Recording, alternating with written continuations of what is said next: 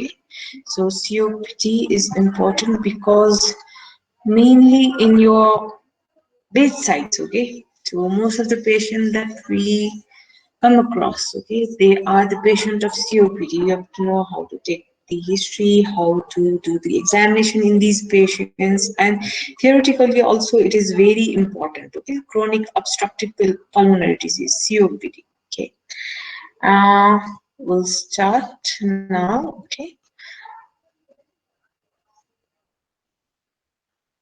okay, so the COPD or chronic obstructive pulmonary disease, it is defined as a preventable and treatable disease. Okay, so it can be prevented and it can be treated, and it is characterized by persistent airflow limitation. Persistent airflow limitation that is usually progressive and associated with enhanced chronic inflammatory response in the airway and the lung to the noxious particles or gas. Okay, so it is a chronic process which is preventable, which is treatable, and there is persistent airflow limitation in this patient. Okay, so it is generally because of some kind of particles or gases. Okay?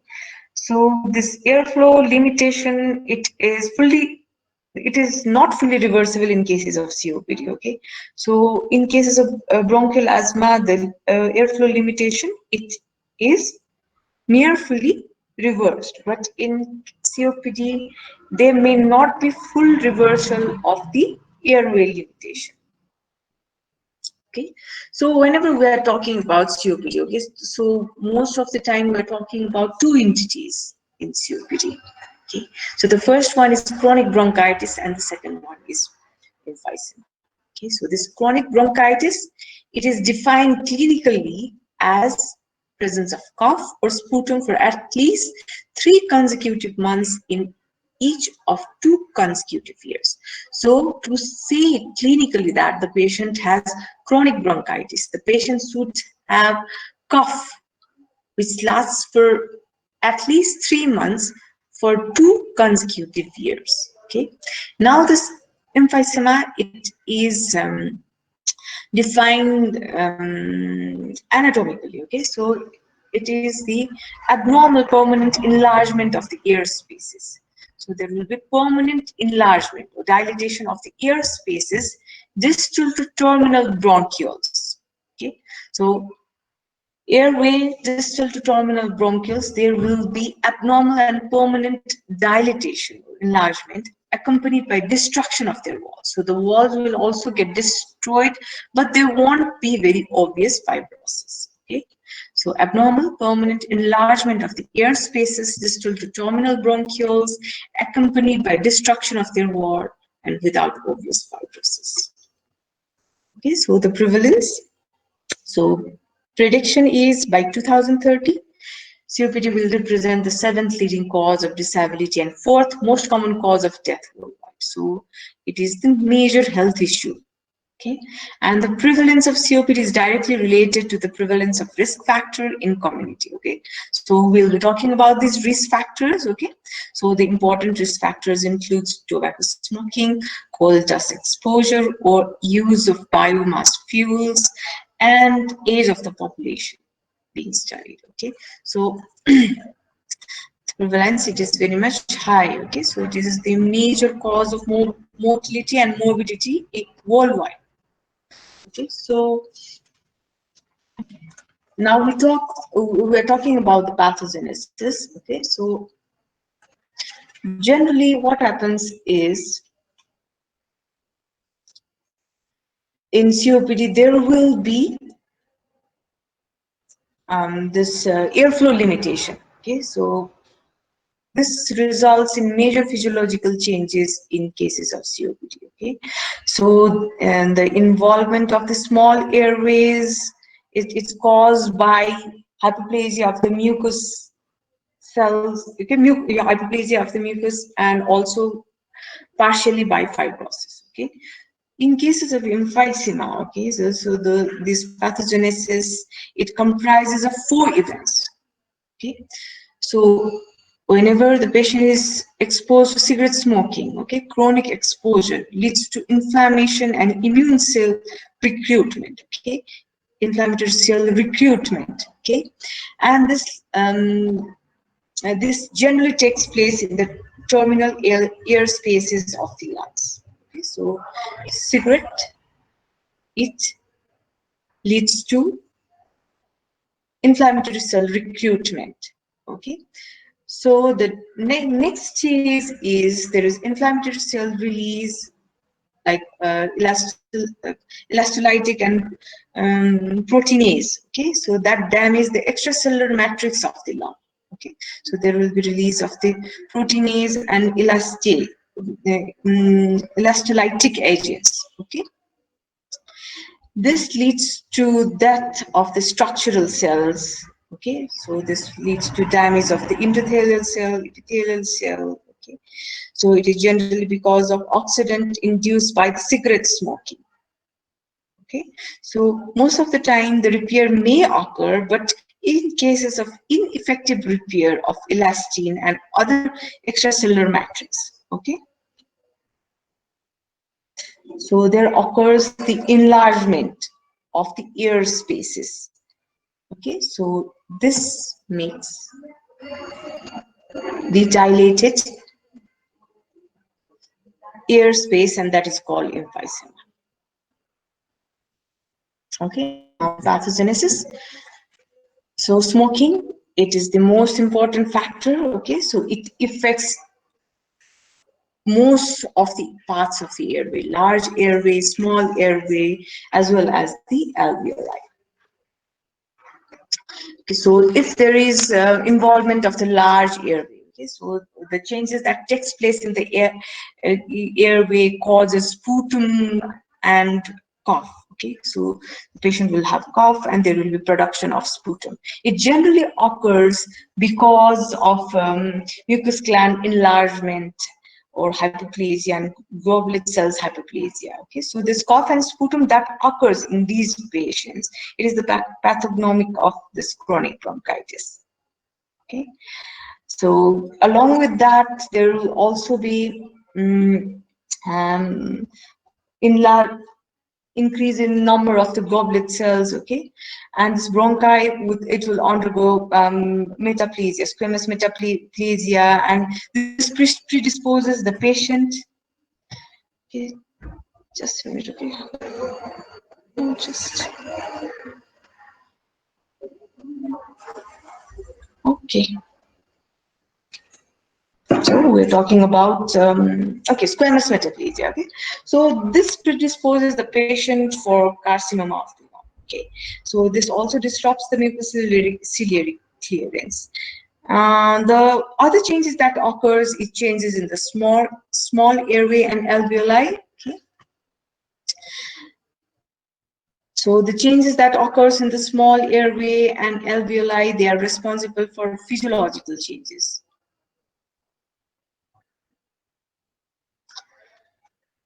Okay, cellular changes that occurs are goblet cell metaplasia and smooth muscle hypertrophy. Okay, and it occurs.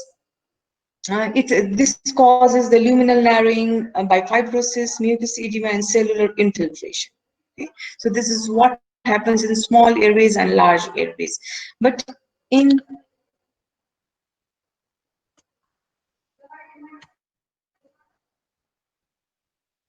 lung parenchyma also there are some changes. Breathing unit, respiratory bronchiole, alveolar ducts, and alveoli. Okay, so the destruction that occurs in the acini. Okay, acini, it is the region of the lung supplied by air from the terminal bronchioles. Okay, acini. This leads to emphysema. Okay, so and the destruction of gas exchanging unit, it occurs, and the wall, and it becomes perforated, and the obliteration also occurs, and there will be destruction and enlargement of the airspace, or widening of the airspace, dilatation of the airspace, or the acini. Okay, so emphysema, it can be classified pathologically into two types. okay, pan-acinar and centri-acinar. Centri-acinar means the dilatation, it is localized to the proximal respiratory bronchioles, okay. So there will be focal enlargement only in cases of central acinar emphysema, and in cases of pan-acinar, so it will, the dilatation, it occurs across the acinar unit and it is evenly distributed, okay. So there will be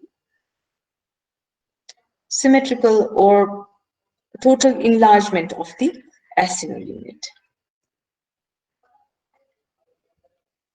So as we have said, there will be airflow limitation, okay, and because of the narrowing, there will be premature airway closure that leads to gas trapping and hyperinflation of the lung, okay. The patient will have hyperinflated lung.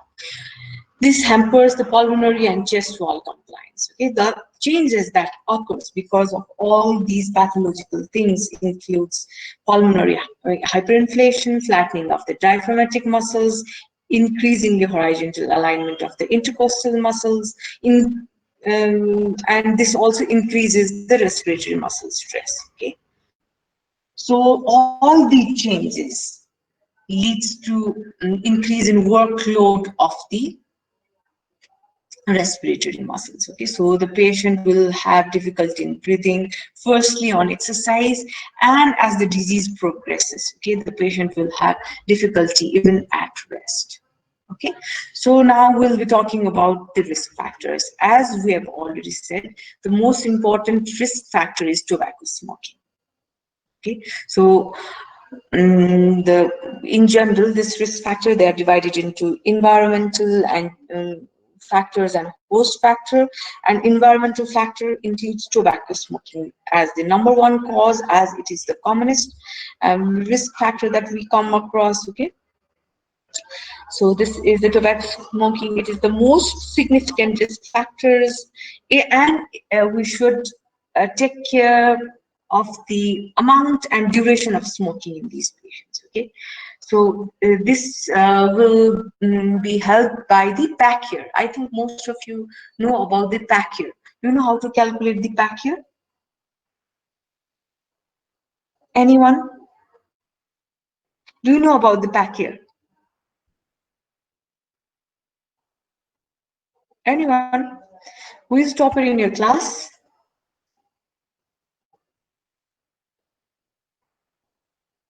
Can you hear me?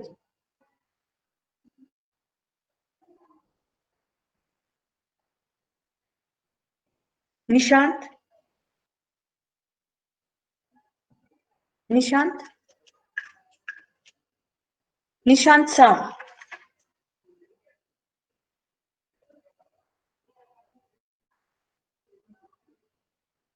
Kiran? Kiran? Yes, ma'am. Okay. So do you know about pack year? No, ma'am. थाहा छ कि छैन? छैन, ma'am. Janice Adhikari. Yes, Okay, so what is it, Janice?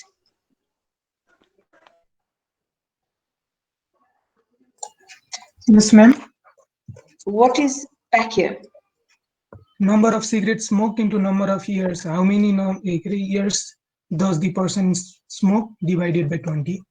Okay, so do you know why it is divided by 20? No, ma'am. Generally, okay, 20 cigarettes, it makes one packet, right? So that is the fundament of dividing it by 20. Okay, so as he has said, okay, number of cigarettes smoked per day into number of years divided by 20. Okay, so it is very important to calculate the pack year in these patients, because this COPD, it is unusual if the patient has pack year of less than 10. Okay, so you have to ask about the duration of smoking, number of cigarettes smoked per day, okay, to calculate the pack year. Okay, and if it is more than 10, then you can suspect that the symptoms, the shortness of breath or the cough the patient is having, it may be because of COPD. Okay, so pack here, it is very important to calculate the pack here, and you have to know the formula. Okay.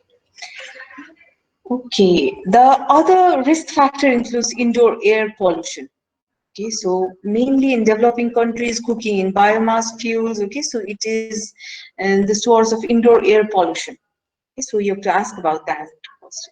And sometimes this occupational exposure to coal dust, silica. Okay, so this may be this may work as the risk factor for development of COPD, and it is seen that patients who have low birth weight, they are more prone to get COPD because of reduced lung function in these patients. Okay.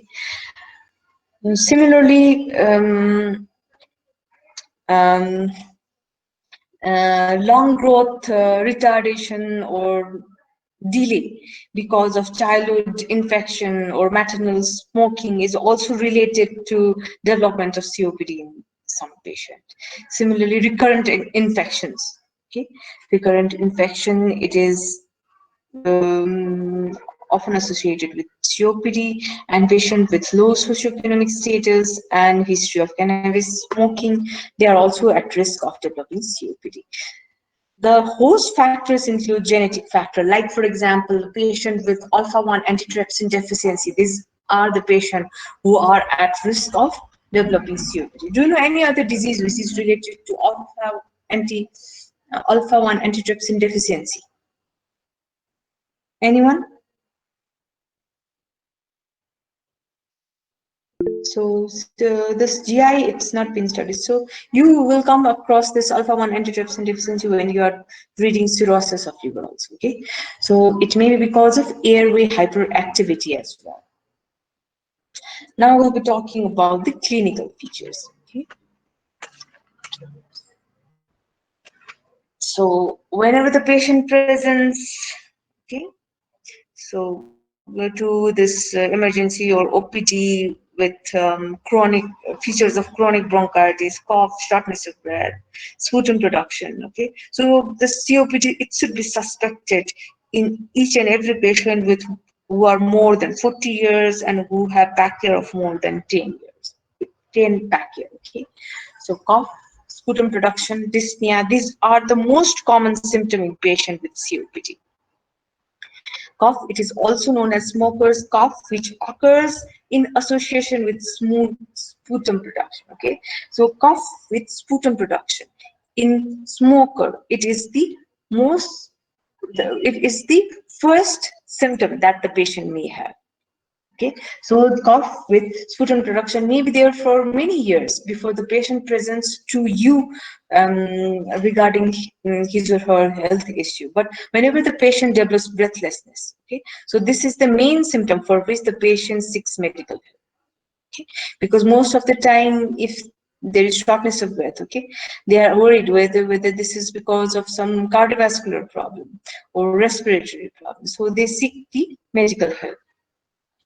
So whenever the patient has breathlessness, okay, the breathlessness has to be quantified using the modified Medical Research Council dyspnea scale. Okay, so I'll be showing that MMRC. Okay, so modified Medical Research Council scale. Okay, so it should be used to quantify the level of breathlessness in these patients.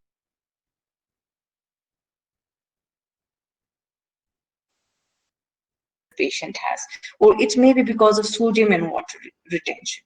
Morning headache, it may be in patient who has hypercapnia. Okay, and sometimes the patient may also have hemoptysis if it is acute exacerbation and if pneumonia is the cause for it. Some of the patient may also present with fatigue, anorexia, and weight loss. Okay, so these are generally seen in patients with advanced disease, and often it is associated with inadequate oral intake of food. And it may be because of increased level of inflammatory cytokines like tumor necrosis factor in these patients. Okay, so tumor necrosis factor alpha, it is responsible for anorexia, weight loss, and fatigue in patients with COPD. Some of the patients may also have anxiety and depression because of chronic illnesses. Okay, so this is the Modified Medical Research Council dyspnea scale.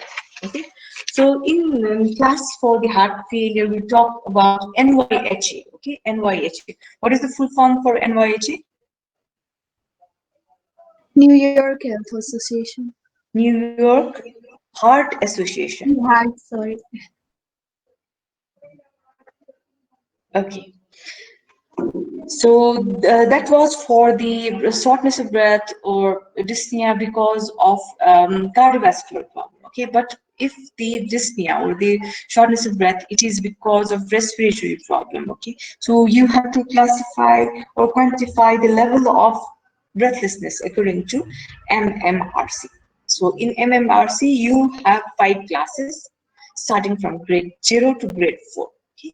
So 0 includes no breathlessness except in strenuous exercise. Okay, so the patient will not have breathlessness except in cases of strenuous exercise. Grade 1 includes patient with breathlessness when hovering on level ground or walking up a slight hill. Okay, so this is the first grade. Second, walks slower than the contemporaries on level ground because of breathlessness or has to stop for breath while walking at one pace. Okay, so this is grade 2. Grade 3 includes patient who has to stop for breath after walking around 100 meters or after a few minutes on the level ground, and grade 4 includes all the patients with too much of breathlessness to leave the house or breathlessness when dressing and undressing. Okay, so you have to ask how these questions. Okay, so whether the patient is able to walk with their contemporaries or not, whether the patient is able to walk for around 100 meters or not. Okay, whether the patient can dress and undress by himself or herself. Okay, so these are the questions that you have to ask whenever you are grading the patient according to MMRC. Okay, so this is important. Okay, so you have to grade it. Now, when we are doing the examination, okay, we may find different signs in these patients. Okay, so when we're doing the vital signs examination, okay, you are seeing the respiratory rate, which may be increased in these patients. Okay, and sometimes this because the patient has some complications like atrial fibrillation, there may be evidence of irregular pulse rate, or sometimes because of some drugs like beta agonists. Okay, the patient may also have tachycardia or increase in the heart rate. Okay, so in vitals that has to be taken into care. Okay, similarly, when we are doing the other general examination, you have to see for presence of cyanosis, okay, use of accessory muscles of respiration, poor sleep breathing, clearing of the LRNSI. Okay, so these are the things you have to see in inspection. But you see, if the patient has clubbing, okay, that may not be the feature of COPD. Okay, so you have to think about some other causes of shortness of breath in these patients, like bronchiectasis, empyema. Okay, so whenever you are doing the respiratory system examination in inspection, okay, so these are the things you'll see. You'll see use of accessory muscles of respiration, intercostal indrawing can be there. Okay, so there will be use of other accessory muscles as well. The chest wall, it will look like barrel septic chest. Okay, and in palpation, okay, the vocal fremitus, it may be increase in these patients. Okay, and in percussion, okay, there may be hyper resonant percussion note which is heard all over the chest. Okay, and on auscultation, okay, so there may be decrease in the heart sound loudness. decrease in the heart sound because of hyperinflated lung. And we may be able to hear wheezes. Okay. And one unusual thing that we come across is inward movement of the lower ribs on inspiration. Okay, this is also called Hoover's sign. So the breath sound. So the breath sound, as we've said, it may be diminished. The patient may have pitching edema. Hoover's sign will be there. Okay, so it is generally seen in patients with advanced COPD. Okay, so there will be the paradoxical inward movement of the rib cage with inspiration. Okay, so this is the paradoxical inward movement of the rib cage with inspiration. Generally, in inspiration, there will be outward movement of the chest wall, but in cases of COPD, in advanced cases, there will be paradoxical inward movement of the rib cage.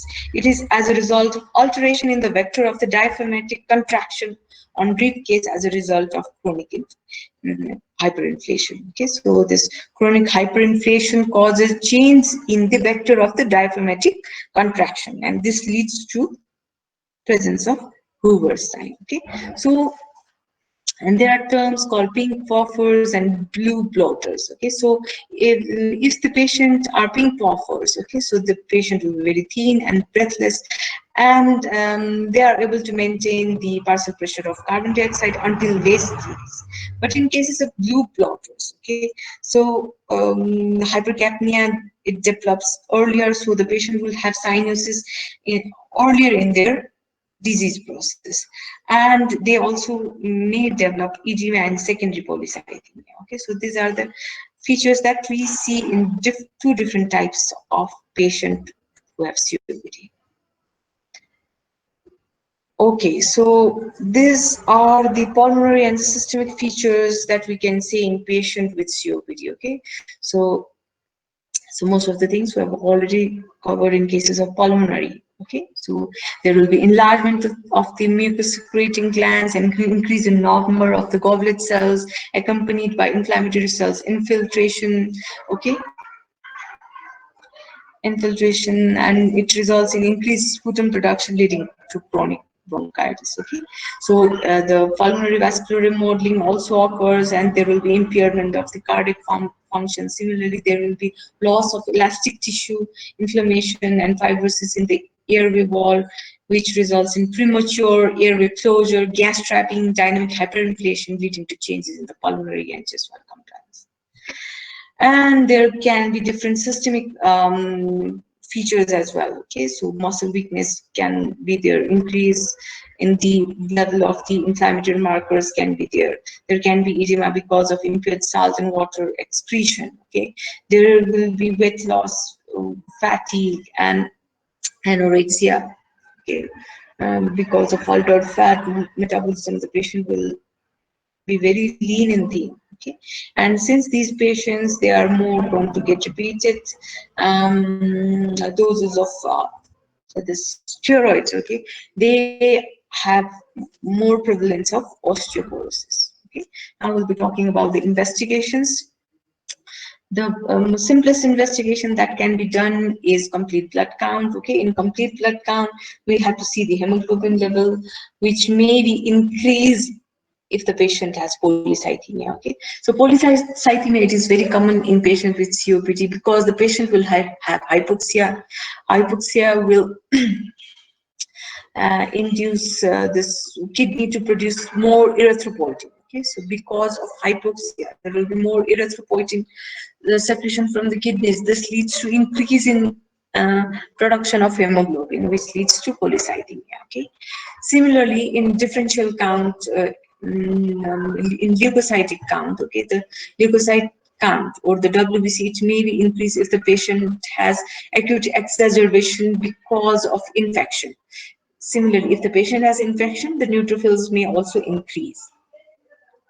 The radiological investigations that are important includes chest X-ray and CT thorax. Okay, so this chest X-ray, it helps us to assist in the classification of type of COPD. Like for example, in cases of um, COPD. Okay, so the chest X-ray may show hyperinflated lung, okay, which may not be there in cases of chronic bronchitis. Okay, so bulla and hyperpucency, it generally suggests the emphysema. An increased lung volume, flattening of the diaphragm may be seen in cases of X-ray. Okay, so I was trying to put the X-ray in this slide. I didn't get time to put it. Okay, so I didn't get time to get the search for the photograph. Okay, so but you can see it in your book as well. Okay, so you can see that the patient will have hyperinflated lungs. Sometimes there can be presence of bulla as well. Okay, there will be flattening of the diaphragm. Okay, and the other investigation, radiological investigation that we can do is CT thorax. Okay, it is generally to rule out other pathology which causes shortness of breath and cough and sputum production. Okay. Electrolytes, since these patients are more prone to get sodium and water retention. Okay, so hyponatremia, it is very common in these patients.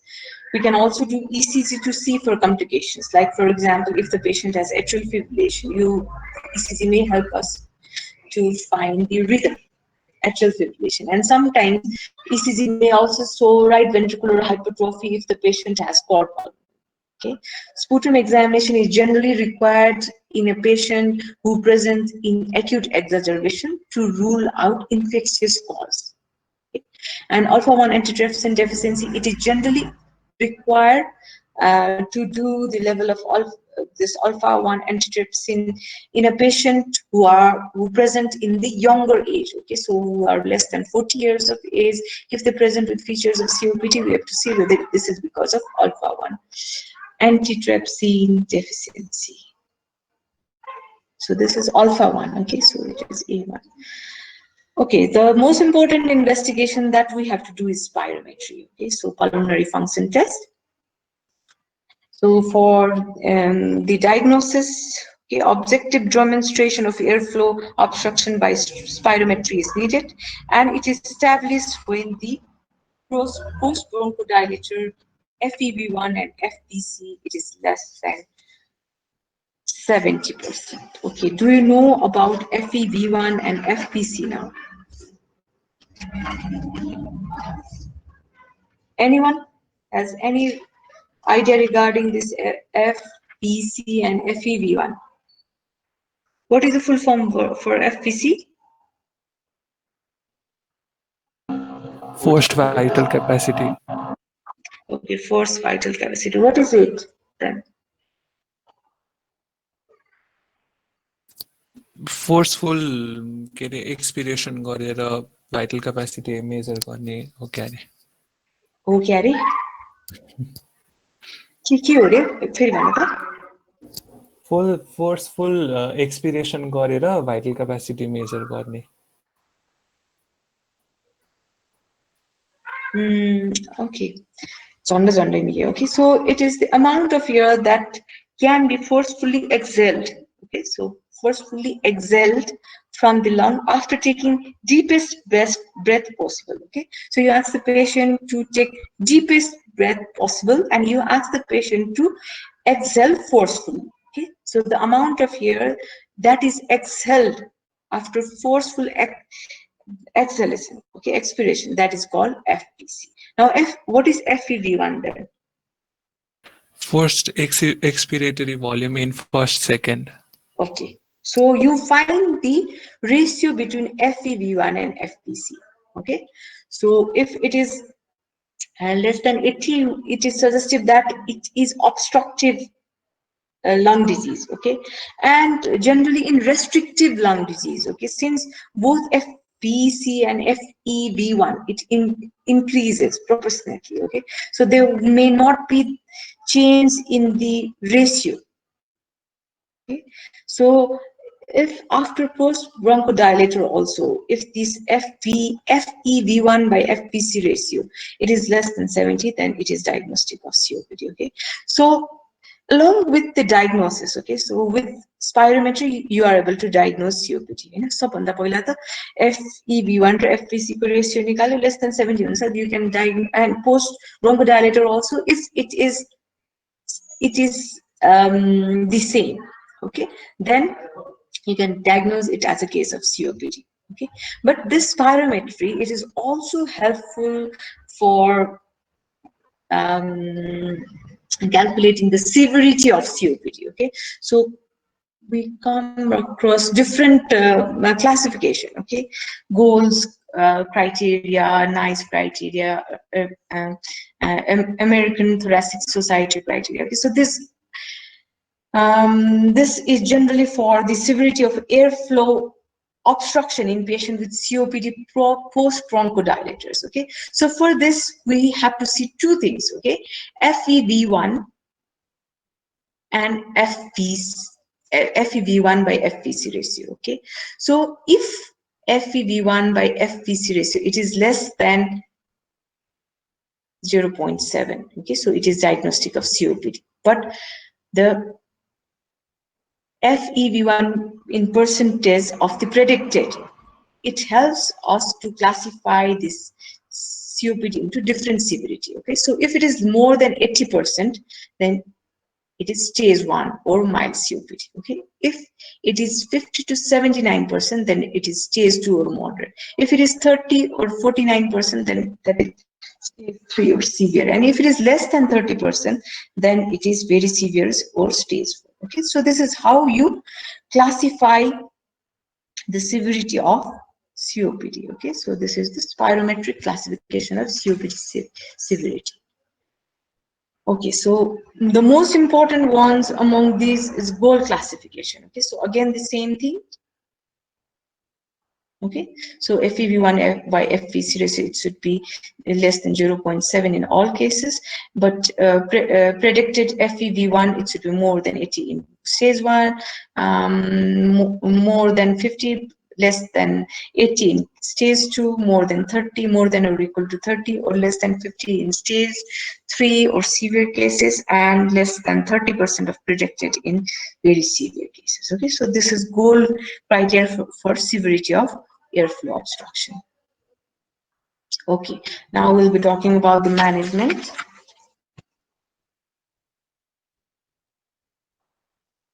Okay, so the target of management is improving the breathlessness, reducing the frequency and severity of exacerbation, and improving the health status and prognosis of these patients with COPD.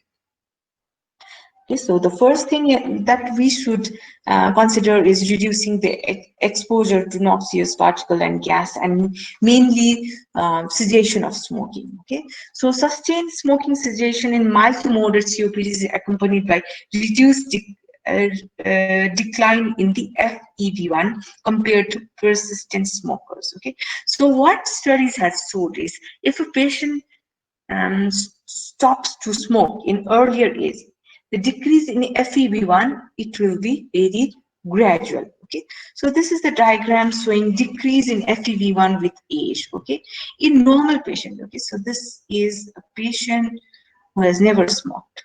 Okay, so there will be decline in FEV1. There will be decline in FEV1, but it will be very gradual in cases of non-smokers. Okay, and this is the tracking of the FEV1 in patient who continues to smoke. Okay, you can see that there will be rapid decline in FEV1, which occurs with increasing age. Okay, but if the patient stops to smoke in earlier age, okay, there will be decline in FEV1, but it will be less than that of the patient who continues to smoke for longer duration of time. Okay, so you have to ask the patient to quit smoking as early as possible. So this is also for relief of the symptoms, as well as to reduce the decrease of FEV1. Okay, so first thing that we do is ask the patient to stop smoking. Okay. The other important drug that we can give is bronchodilators. Okay.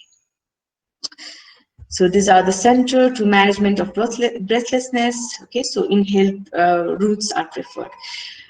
I am not talking about different inhaled routes because I saw the routine and there was class for bronchial asthma. I think you know about different routes of inhalation, right?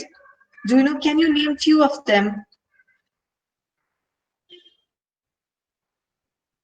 थाहा छ के हुन्छ? Meter dose, inhaler, rotaler. I think you know about these terms, like, right, Pratik? सुने छ तर एजमामा त भन्नु भएको थिएन हामीलाई आजमा भन्नुभएको थिएन हजुर थाहा चाहिँ छ एमडीआई रोटाइलर भनेको हजुर फार्माकोलोजीमा बेसिक साइन्समा भन्नु भएको थियो अब यो इनहेलर भनेको चाहिँ युज गर्ने त्यसरी नै हो एउटा चाहिँ we can use it through nebulizer okay so nebulizer it is generally use in hospital setup but most of the patients, if they have some chronic illnesses like bronchial asthma and COPD, they tend to put this nebulizer also in their home, but it is not so much portable, okay? So it needs the electrical port to work. So the more convenient ones are rotailers and meter dose inhalers, okay? So you can use this bronchodilators with the help of this inhalers, okay? So MDI or rotailers use गर्नुहुन्छ है त short acting bronchodilators. Short acting bronchodilators मा के पर्छ? Salbutamol maybe, okay? So it is used for patient with mild disease, okay? Longer acting bronchodilators, okay? Salmeterol, tetrabutalene, okay? So these are used in patient with moderate to severe diseases, okay? Sometimes if the patient, they are not getting any improvement with the short-acting and long-acting bronchodilators, there may be role of oral bronchodilator therapy. Okay, so there's oral bronchodilator therapy like theophylline. It may be used in these patients. Okay, so bronchodilator. Cessation of smoking, bronchodilator. Now the other group of drug is anticholinergic drug. Okay, so the drug that is used for these purposes, ipratropium bromide. Okay, so it helps in improvement of the symptom and produces acute improvement in FEV1. Okay, so tiopropium, it is the long-acting anticholinergic. It has been shown to improve symptoms and reduce exacerbation. Okay, so short-acting ipratropium, say we can use it in nebulizer as well. Okay, so in acute cases, ipratropium bromide. Otherwise, in cases of chronic patients, to decrease the frequency of exacerbation in improvement of symptoms. Okay, longer acting anticholinergic can also be used. The other drug is combined inhaled glucocorticoid and bronchodilators. Okay, so combination of steroids along with bronchodilators, they are also helpful for improving the lung function, reduce the frequency and severity of exacerbation, and improve the quality of life. Okay, but since there is use of steroid in these patients, if the patient is elderly, there is higher risk of developing pneumonia. So you have to be careful. Okay.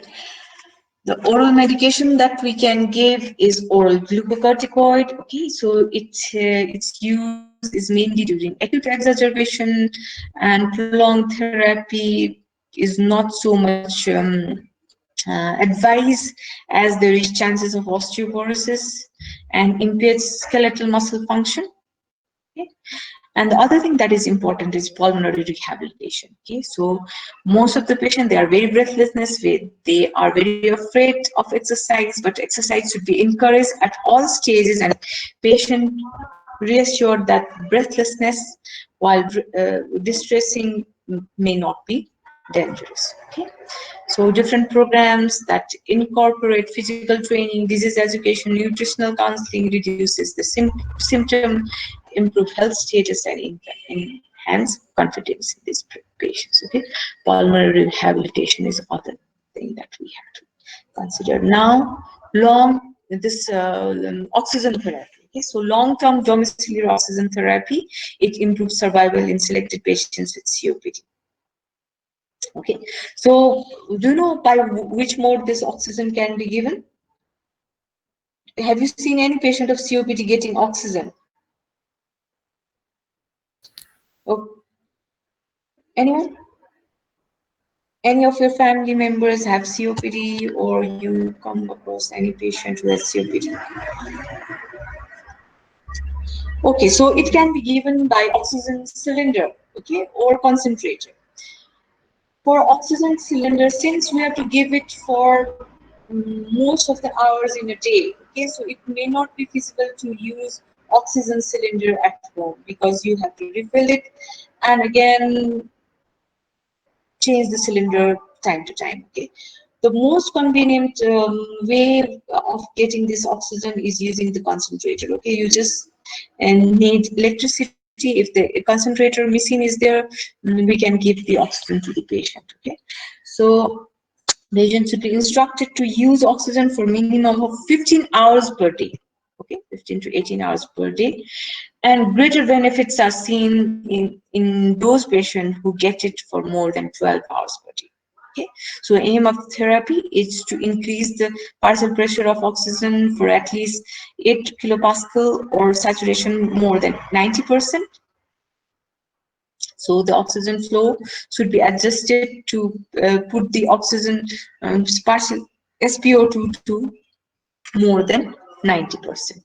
Okay, so when we have to advise for long-term oxygen therapy, okay, so this first of all we have to do the arterial blood gas analysis, which is measured in clinically stable patient on optimal medical therapy at least 2 occasions, which are 3 weeks apart. Okay, so we do the ABC first. We see for the partial pressure of oxygen if it is less than 7.3, irrespective of partial pressure of carbon dioxide, and FeV1 less than 1.5 liter. Okay, and if the partial pressure of oxygen is 7.3 to 8 kilopascal, plus if the patient has pulmonary hypertension, peripheral edema or nocturnal hypoxemia, okay, and if the patient has stopped smoking, so we have to use you advise the patient for long-term oxygen therapy.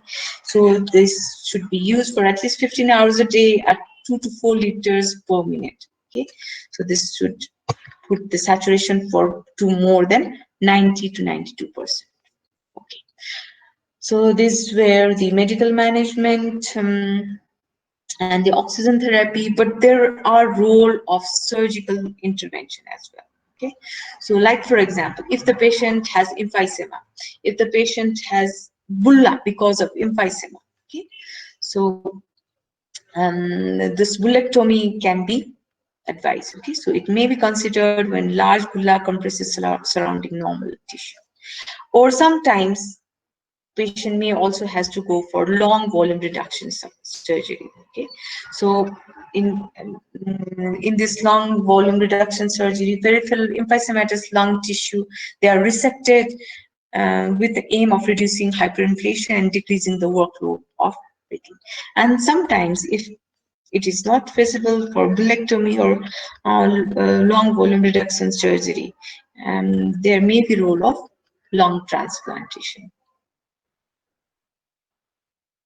Okay, so the other measures include vaccination. Vaccination for this generally for this pneumococcal and influenza. It will help in decreasing the frequency of acute exacerbation. Okay.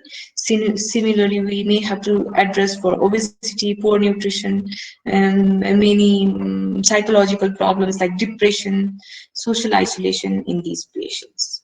Okay. Now, prognosis. Prognosis is inversely related to age and directly related to the post-bronchodilator FEV1. Okay. Additional poor prognostic indicators include weight loss and pulmonary hypertension, a composite score or both. Okay, so this is both score. Okay, so this is also important. Okay, so this both score, it helps in predicting the prognosis of the patient. Okay, it comprises of 4 things.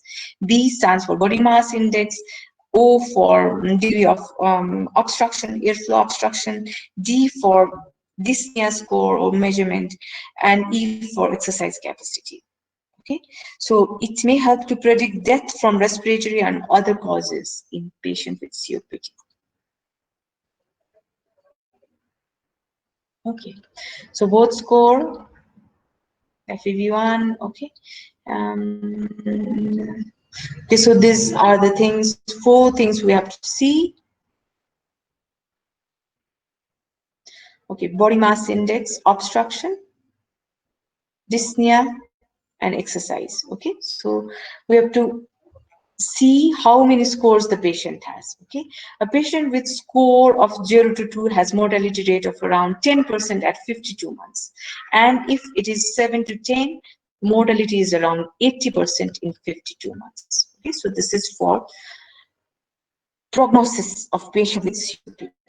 Okay, so whether I'll be getting next class for COPD or not. Okay, I'll just take few more minutes to complete few of the other slides. Okay, so I'll be talking about acute exacerbation and complications of COPD, which is very important for your exam point of view. Okay, so if there is other class for COPD, okay, I don't know whether, because I don't have the schedule for next class. Okay, it's not ready yet, so I'll try to complete it in this class only. Okay, so I'll be sort of talking about acute exacerbation first. Okay, so it is the most important complication of COPD, and it requires hospital admission. Most of the time it requires hospital admission. Okay, less severe exacerbation can be managed at home, and more severe cases, okay, like for example, if the patient is very much cyanosis, if the patient has peripheral edema, okay, then the patient may have to be admitted to hospital. Okay, so these are the more severe causes, and these may have to be admitted to the hospital. Okay, so I didn't mention about the causes, but the causes for acute exacerbation are also important. Okay? So we have to know what causes the acute exacerbation. So acute exacerbation is defined as the acute increase in symptom of the patient in patient with COPD. Okay, so it may be because of caused by different kinds of infections like viral infection, bacterial infection, okay, or it may be because of change in the air quality, like outdoor pollution or indoor pollution. And in diagnosed patient, it may be caused by drug non-compliance. Okay, and the other important cause for acute exacerbation is continuation of smoking. Okay, so you ask the patient to quit smoking, but if the patient continues to smoke, then that may be the cause for acute exacerbation. Okay, so the treatment includes oxygen therapy, bronchodilators, glucocorticoid, antibiotic, non-invasive ventilation, and additional therapy. Okay, so oxygen, so it should be given in controlled rate of around 24 to 28%, and should be used to maintain the saturation for more than 90%. Okay, so high flow oxygen, it causes respiratory depression, so should not be used. There is also role of bronchodilators. Okay, nebulization is of help in cases of acute cases, which can be done with short-acting beta agonist, okay, salbutamol, and anticholinergic, which is also short-acting, that is ipratropium bromide. So this should be administered through nebulizer. Now, role of glucocorticoid. Okay, so intravenous steroid may be required to patients who are presenting to emergency department. Okay, so they may have acute symptoms. So intravenous steroid may be important in these patients. But once the patient is stable, we can switch it over to oral prednisolone. Okay, so it helps in improving the symptom and lung function. Okay, and it should only be prescribed for, okay, for short period. Okay, so we can use at least 30 to 40 mg of prednisolone for at least 10 days. Okay, so it should not be given for duration more than 10 days. Okay, so that is the recommendation. Antibiotic therapy currently recommended to patients presenting with increased sputum purulence, sputum volume, and breathlessness. Okay, so if the patient has acute exacerbation, you are sending the sputum for culture and sensitivity. You can start the empirical antibiotic with amoxicillin. Okay, sometimes if you are suspecting beta-lactam organism, okay, you can also start co-amoxiclav these patients. Okay, otherwise you just have to wait for the culture report and change the medication. There may also be the role of non-invasive ventilation, which is the safe and effective method in patients with acute exacerbation complicated by respiratory acidosis. Okay, so it decreases the need for intratracheal intubation and decreases the chances of treatment failure and mortality. Most of the time, mechanical ventilator are not advised in patients who have COPD because they develop dependence with the mechanical ventilator, but it may be contemplated when there is reversible causes for acute deterioration in these patients. Like, for example, if the patient of COPD develops pneumonia, okay, so till the pneumonia is resolved, you may need to intubate the patient. Additional therapy, if accompanied by edema, you can use diuretics as well. Okay. Lastly, regarding the discharge, we can discharge the patient when the patient is clinically stable on usual maintenance therapy. Okay. Now, shortly regarding acute this complications of COPD. Okay. So the one we have already told, acute exacerbation, which is the most common complication the patient may have. Okay. The other one is cor pulmonale. Now, what is cor pulmonale? Anyone who knows about cor pulmonale?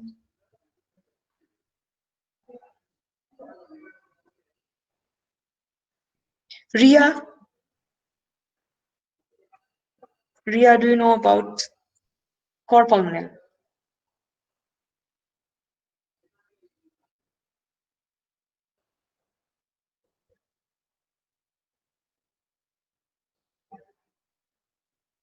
Ashish, Yes, ma'am. what is cor pulmonale? It's the disorder of right ventricle caused by respiratory system. Respiratory system. Okay, so you are correct partially. Okay, so cor pulmonale. So in cor pulmonale, what happens is there will be high right ventricular hypertrophy. Okay, so there will be right ventricular hypertrophy with or without features of right heart failure in a patient who may have lung parenchymal disease or chest wall deformities or lung vasculature, pulmonary vasculature problems. Okay, so there will be right ventricular hypertrophy with or without features of right heart failure. Do you have class at 3? Yes, ma'am. Okay, so we'll be completing it in a few minutes. Okay, respiratory failure. Okay, so there are two types of respiratory failure, and type 2 respiratory failure is common in patients with the COPD. Okay, so read about respiratory failure type 1 and type 2. I'll be asking in next class. Okay, the other complication the patient may have is polycythemia. We have already discussed about polycythemia. Okay, so hypoxia leading to increase in production of erythropoietin by the kidneys. Okay, so this produces increase in level of the hemoglobin, which causes polycythemia. And because of this polycythemia, these patients, they are more prone to get thromboembolic complications. Okay, like for example, stroke, pulmonary embolism. It is more common in patients with COPD. Okay, now other complication is pneumothorax. Okay, so it is generally there in patients with emphysema who may have bulla. Because of rupture of the bulla, this pneumothorax may occur.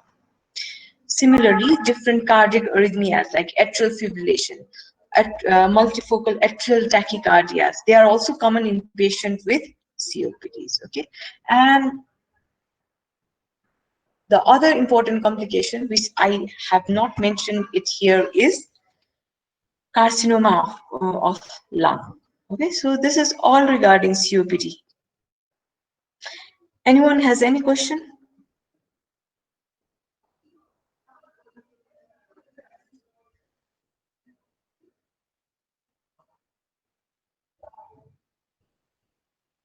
Anyone? Otherwise we'll be stopping here.